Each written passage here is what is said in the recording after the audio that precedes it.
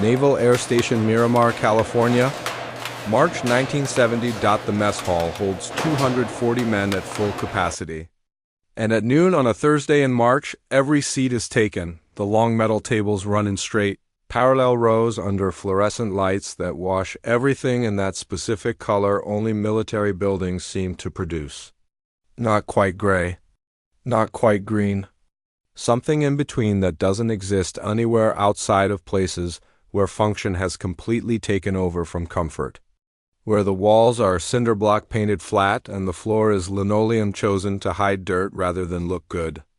And the sound filling the room is the sound of 240 men eating together in a space built for efficiency, not conversation. Metal trays on metal tables. The low constant roar of that many voices talking at once in a room that wasn't designed to carry them comfortably. The smell is institutional food, prepared in large quantities. It has the same basic elements as a home-cooked meal, but something about the scale changes it. Turns it into something adjacent to food rather than food itself. The men eating are Marines, which means they eat quickly and with purpose. Because Marines understand that a meal is fuel, that eating exists to support the mission. Not the other way around? Most of them are between 18 and 25, some just back from Vietnam, some freshly assigned, some waiting to ship out. They are loud the way young men gathered together in a permitted space tend to be loud, and the limits of that loudness are never posted on any wall.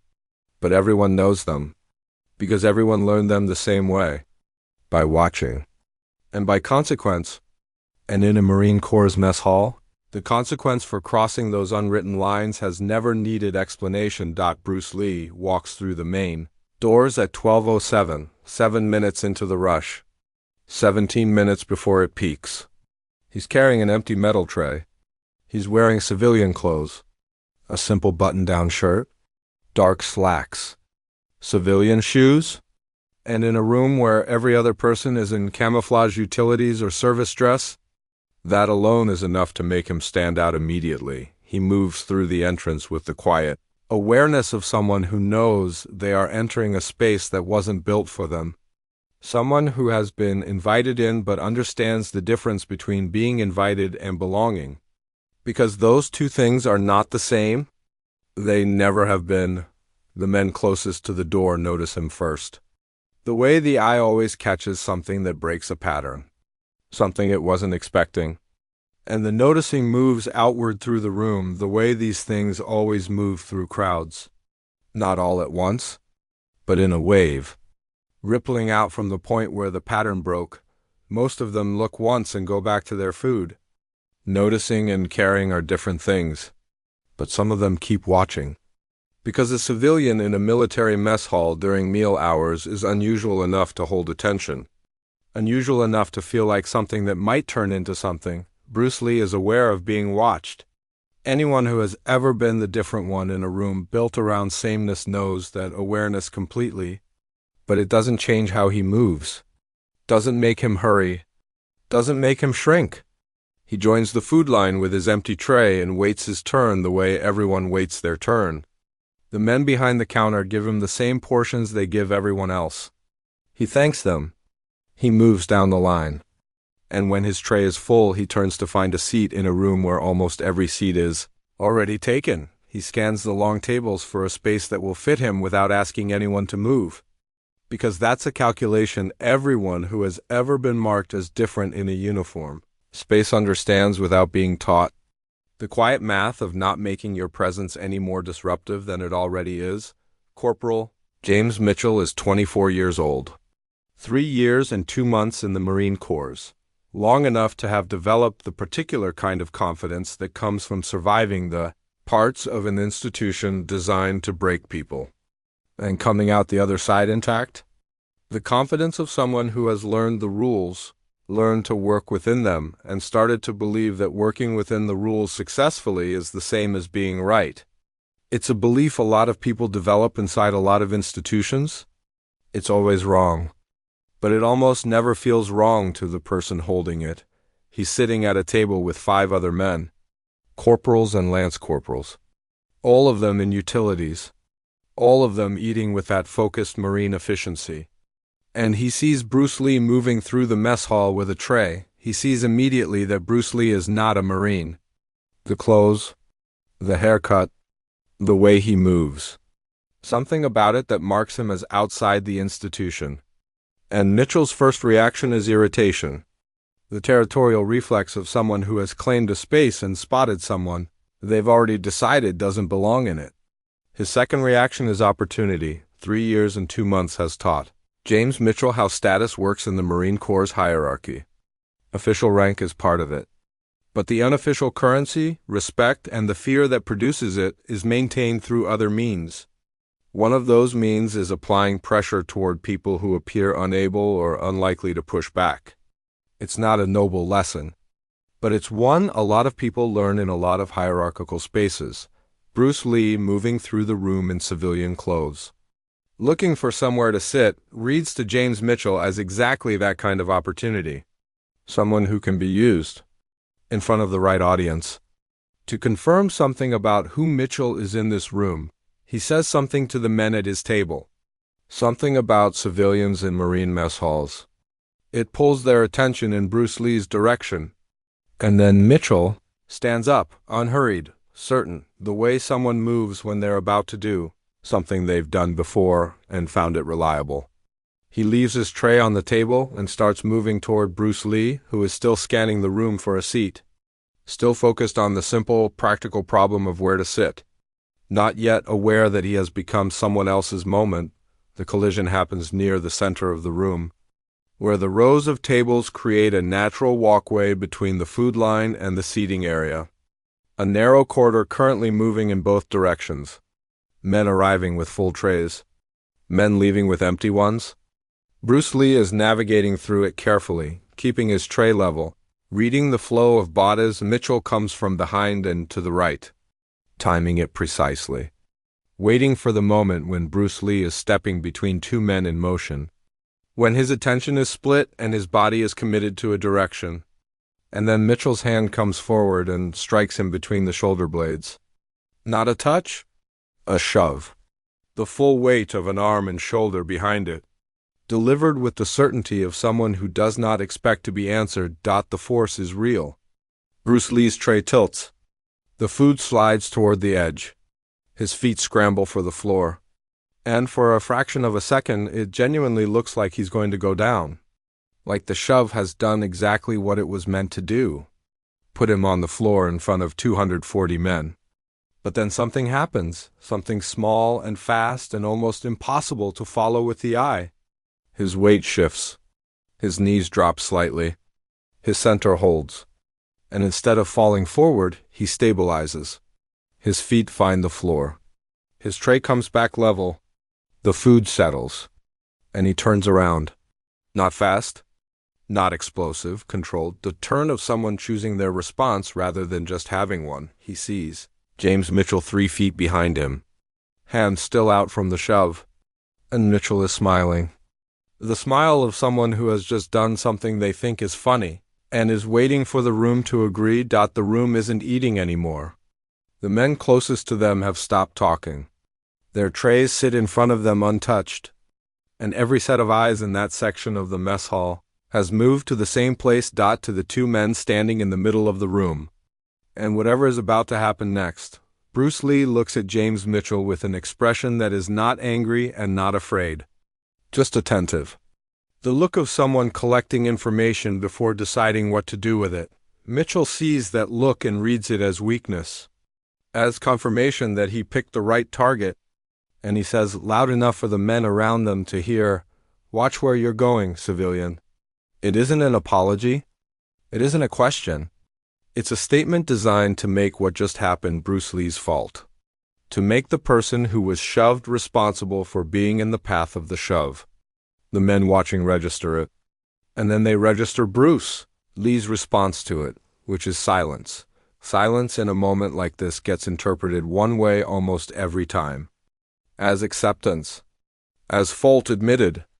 Mitchell takes it that way and steps closer, closing the gap between them, using proximity the way some men use words. As a form of pressure. Bruce Lee doesn't step back. He stands with his tray and waits. The mess hall hasn't gone completely quiet, but it's gotten quieter. The specific drop in volume that happens when enough people stop talking at once, because something more interesting has their attention. And that drop in noise carries Mitchell's next words further through the room than they would have traveled otherwise, which is exactly what he wants. Because this isn't only about Bruce Lee, it's about the men watching, about what they'll remember, about how they'll see Mitchell when this is over. He says, "You don't belong here. Go home." It lands with a kind of double weight. True in the narrow sense that Bruce Lee isn't a Marine and this is a Marine mess hall. Not true in the larger sense that Bruce Lee was personally invited here by the base commander and has every right to be standing exactly where he's standing. But that distinction doesn't carry much weight in a room full of young men watching one of their own push an outsider toward the door. Bruce Lee responds. His voice isn't raised, but it's clear enough that most of the room can hear it. "I was invited by your commander." Something shifts, not dramatically, but noticeably, because the commander's authority isn't the same as a corporal's authority. If Bruce Lee is here at the commander's invitation, then Mitchell's entire position has a problem. A real one. Challenging that invitation isn't just wrong. It's the kind of wrong that carries consequences in the Marine Corps, but Mitchell has come too, far into this performance to find a clean way out of it now. So he laughs. The practiced laugh of someone performing amusement rather than actually feeling it. And he says, "Commander invites a little Chinese guy for what? To cook?" Some of the men laugh because that's the expected response, and going against the expected response in a moment like this takes a kind of courage most people don't reach for. Some of them don't laugh because the statement has crossed something, a line they recognize even if they couldn't explain exactly where it is or why it matters. Bruce Lee's expression doesn't change. Nothing visible registers. He says simply, "Martial arts demonstration." 2 hours. Mitchell's laugh shifts, becomes more genuine this time. Because the idea of this small man in civilian clothes demonstrating martial arts to Marines strikes him as actually funny to men who are trained in combat. Men like him? He says, "Demonstration of what? Chopsticks?" The men around him laugh harder. The mockery is out in the open now, explicit and shared, and Bruce Lee sets his tray down on the nearest table, carefully, deliberately, the specific, unhurried movement of someone deciding what their hands need to be free for. Some of the men watching catch it. Register it as a shift. A transition from a conversation heading somewhere to something that might become physical. Mitchell doesn't catch it, because Mitchell has 3 years in the Corps, multiple physical confrontations. And he's won all of them. Through size. Through aggression. Through the simple math of being bigger and more willing. Bruce Lee is 5'7", around 135 pounds. Mitchell is 6'2" and 220. To Mitchell the numbers are simple. And they are conclusive. He steps forward. Inside the distance most people keep between themselves and someone they're not comfortable with. Close enough that the size difference is impossible to miss for everyone watching. And he raises his right hand and puts his index finger against Bruce Lee's chest. Not hard enough to shove. Just hard enough to make contact.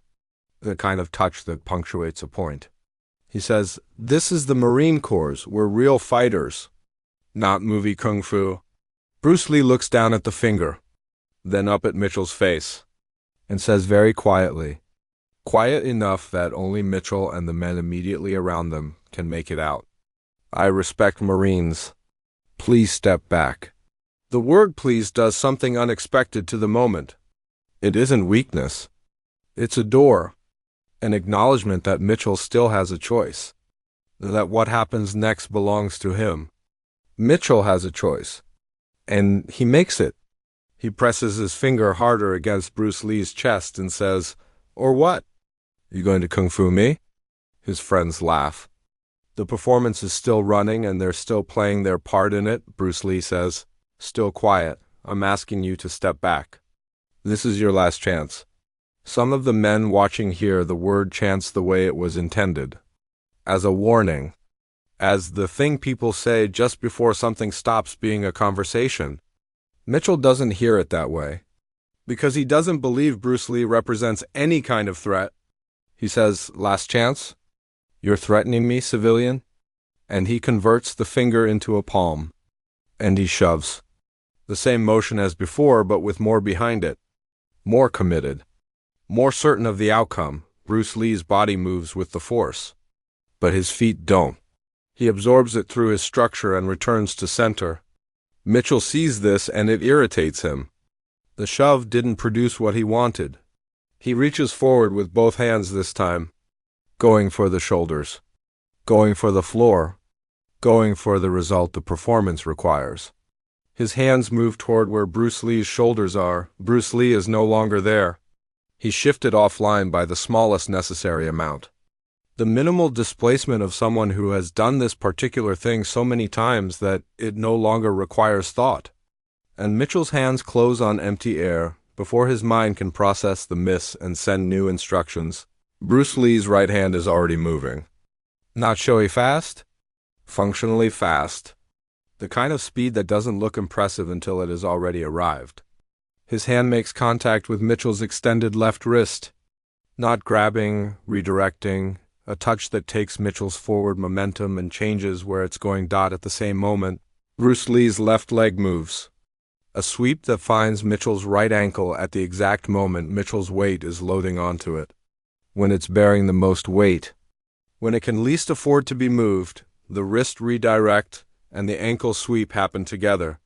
And together they remove every structural support that was keeping James Mitchell upright. All of it, all at once. And Mitchell doesn't fall the way people fall when they have time to react.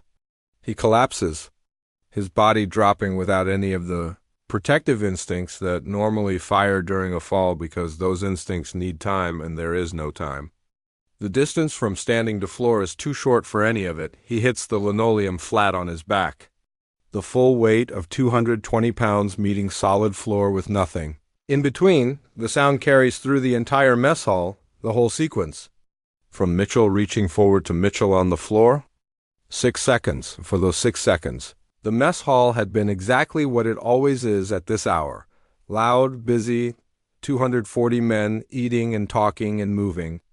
And then Mitchell hits the floor, and the mess hall goes completely silent. The silence that follows is the specific kind that happens when a room full of people witnesses something that doesn't fit the way they understood things to work. When a hierarchy they believed in gets challenged in a way that succeeds completely. 240 men. Not a tray moved. Not a word spoken. 3 full seconds. Then the room begins to come back. Slowly, a fork set down. Someone clearing their throat. The careful, uncertain return of activity from people who aren't sure yet whether what just happened is finished happening. Commander William Hayes enters the mess hall at 12:14, 6 minutes after Bruce Lee walked through the main doors. 7 minutes after his own lunch was supposed to begin. He comes in through the side door that connects to the officers' quarters because Sergeant Morrison came to his office and told him there was a situation in the mess hall that required his attention. And Hayes knows that Morrison doesn't use that phrase lightly, which means whatever is happening is worth stopping lunch for. He steps through the door and sees it immediately. Mitchell on the floor. Bruce Lee standing. 240 Marines completely still and watching. 22 years in the Marine Corps. Hayes has seen a lot of situations. Has developed the particular ability to read a room and understand what happened in it without having been there when it happened. He reads this room in about 3 seconds. Mitchell did something stupid, and received a very direct response to it. His first feeling is not sympathy for Mitchell.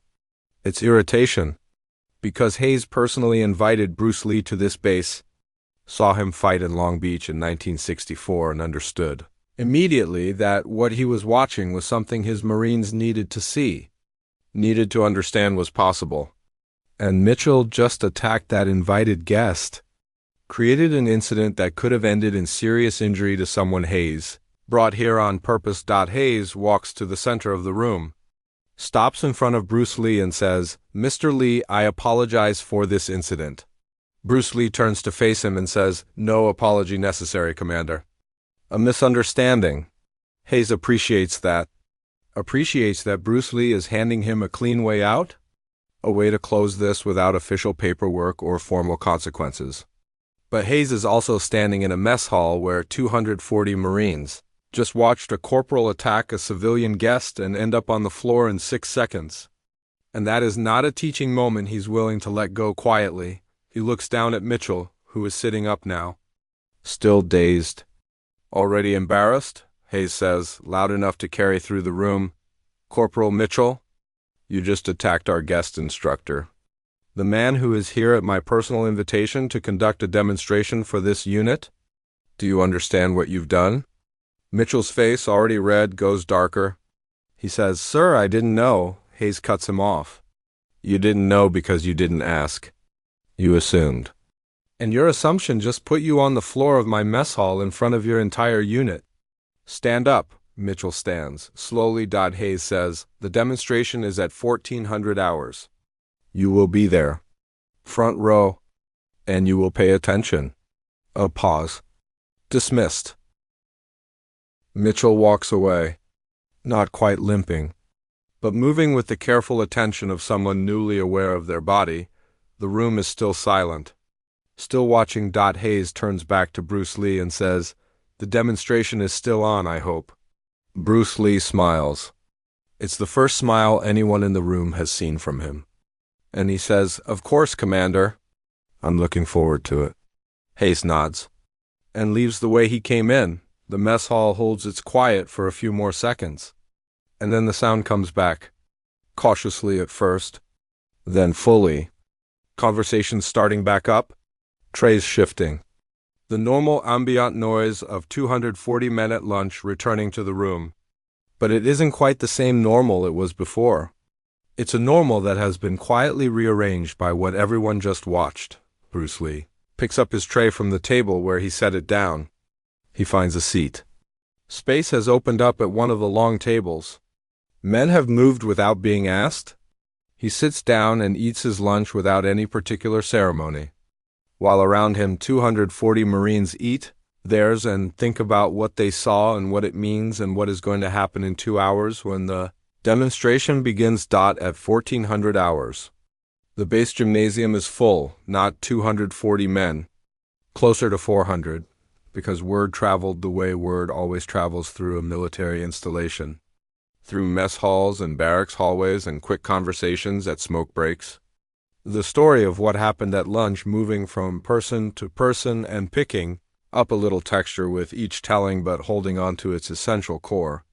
A small man in civilian clothes put Corporal Mitchell on the floor in 6 seconds. Everyone who heard it wants to see what else he can do. Wants to know if what happened at lunch was luck or something else entirely. The gymnasium has mats laid out in the center, and chairs arranged in rows around them. The front row belongs to Mitchell and the 5 men who were sitting with him at lunch. Not by choice, by order. Behind them, row after row of Marines. Some standing because the chairs ran out. All of them talking in that specific anticipatory way people talk when they're waiting for something they believe is going to be worth watching. Commander Hayes enters at 13:58. The room comes to attention. Without being told, Hayes says, "Seats, gentlemen.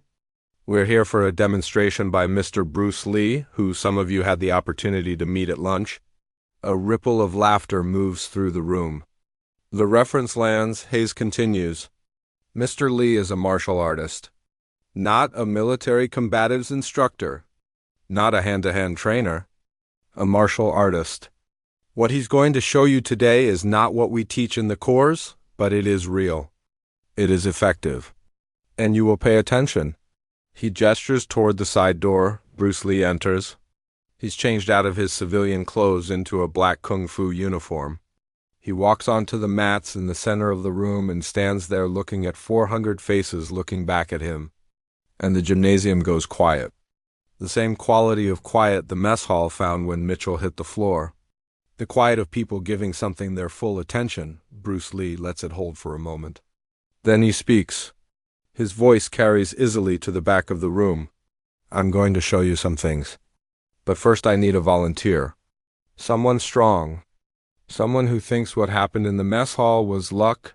He looks at the front row, directly at Mitchell. Corporal Mitchell. Please join me. Mitchell hesitates for half a second. Considers the alternative.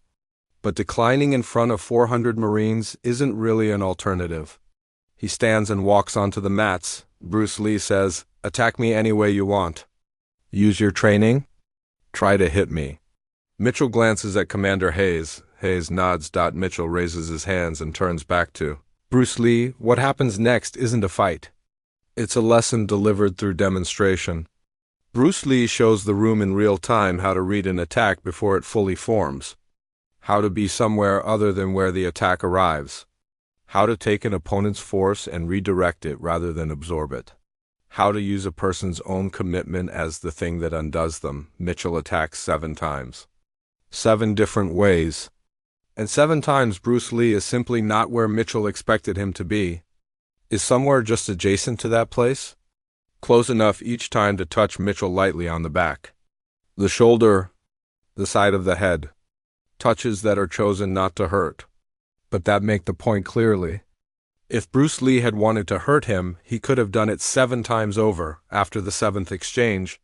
Mitchell is breathing hard. Bruce Lee is not. He says, "Thank you, Corporal," and Mitchell walks back to his seat for the next 90 minutes. Bruce Lee shows 400 Marines things most of them have never seen and wouldn't have believed if someone had described them without the demonstration. Speed that doesn't look like speed until it has already happened. Precision that makes wasted movements seem impossible. An economy of motion that makes every action feel like exactly enough and nothing more. He redraws what they thought was possible in a human body. Does it quietly and without performance. Just demonstration after demonstration. Of something real. When he finishes at 15:30, the gymnasium is completely silent, 5 full seconds. Then someone in the back starts clapping. And then everyone is on their feet. 400 Marines clapping. The sound filling the gymnasium completely. Bruce Lee bows once and leaves the way he came in. The Marines file out into the afternoon talking about what they just saw, trying to put words to it. Most of them not quite finding the right ones. Corporal Mitchell walks back to his barracks alone, quiet, thinking about the mess hall and the gymnasium and the specific shape of what this day taught him. That strength is not the same thing as size. That skill is not the same thing as aggression. That the world is considerably larger and more complicated than any institution can fully prepare you for. He will carry that lesson for the rest of his life. He'll tell the story to his children and then to his grandchildren. The day he put his hand on Bruce Lee's chest and what happened after. He'll tell it not as a story of embarrassment, but as the story of the day he learned that what you assume about a person based on what they look like is almost always wrong, and the story will become part of the base. Part of the oral tradition that moves through military units the way these stories always move, passed from those who were there to those who weren't. The story of the day a small man in civilian clothes came to Miramar and quietly changed what 400 Marines understood about fighting, about respect, about the very specific and important distance between what you think you know and what is actually true.